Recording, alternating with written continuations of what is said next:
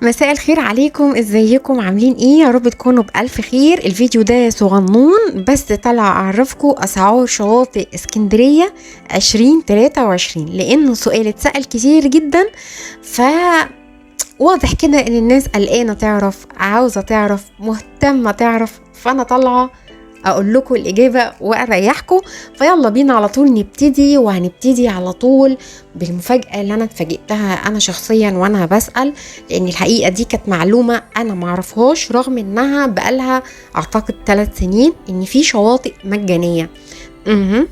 في شواطئ مجانيه في اسكندريه. شاطئ المندره 2 مؤهل لذو الهمم، وشايفه انا دي ميزه يعني رهيبه وتحترم.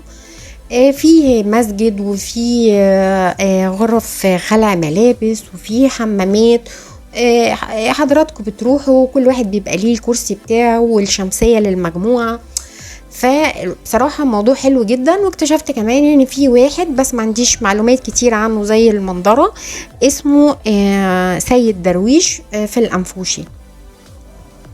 نيجي بقى للشواطئ العامة اللي هي ب5 جنيه، ودول كتير على طول كورنيش اسكندرية. فأنا كل الشواطئ اللي أنا بذكرها دي مثال، لكن هي مش كل الشواطئ طبعا، لكن كل منطقة فيها شواطئ من كل الأنواع. الشاطئ العام في زي سرايا العام، في جليم النهاري، في ميامي العام. وطبعا على طول كورنيش اسكندرية في شواطئ عامة. في كمان نيجي للشواطئ اللي هي بتسمى المميزة، وبرضو هتلاقوها على طول كورنيش اسكندرية، في زي العصفرة، في اللي هو فريسكا اللي هو ميامي سابقا، وفي اللي هو أبو قير الشرقي ده اللي ب15 جنيه المميز، وبرضو نفس القصة كرسي والشمسية. السياحي اللي هو 25 جنيه، وده برضو متواجد منه كتير جدا على طول الكورنيش، زي البروفاج، زي اللي هو الطاحونه بتاع المنظره، وفي ستانلي. وطبعا دي امثله. وخليني اقول لكم ان كل الشواطئ لغايه غروب الشمس، بعد غروب الشمس بيبقى القعده بمشروبات. وطبعا برضو انا بتكلم هنا على شواطئ دي، وهنخش دلوقتي على المعموره اقول لكم شواطئ المعموره، ولكن كل دوت بعيد تماما طبعا عن الشواطئ الخاصه والقوات المسلحه. انا ما اعرفش القوات المسلحه السنه دي بكام، بس اعتقد ان ما زالت تيكت الدخول ب100. ده غير طبعا الكرسي والشمسيه والترابيزه، بيبقى كل حاجه ليها حسابها. نخش على المعموره. المعموره تيكت الدخول للمعموره 30 جنيه.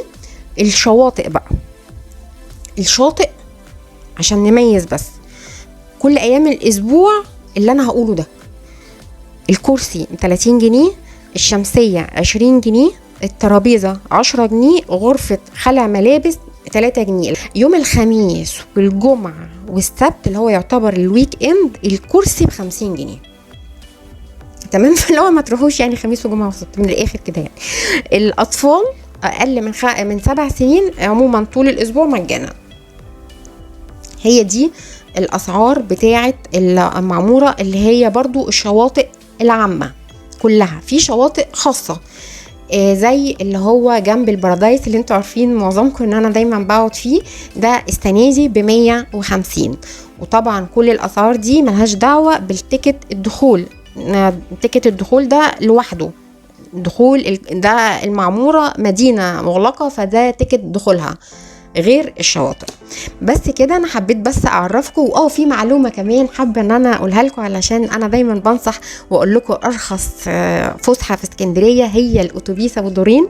فالاتوبيس ابو دورين مغليش برضو كتير عن السنه اللي فاتت خالص، هو ب17 جنيه. طبعا بياخدكم يعني فعلا من شرقها لغربها، بيبتدي من عند المنتزه، من عند بوابه المنتزه ده الموقف بتاعه، لغايه الموقف بتاعه المحطه الاخيره القلعة.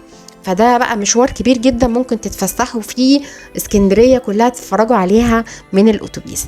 بس كده، وأشوفكم الفيديو الجاي، والسلام عليكم.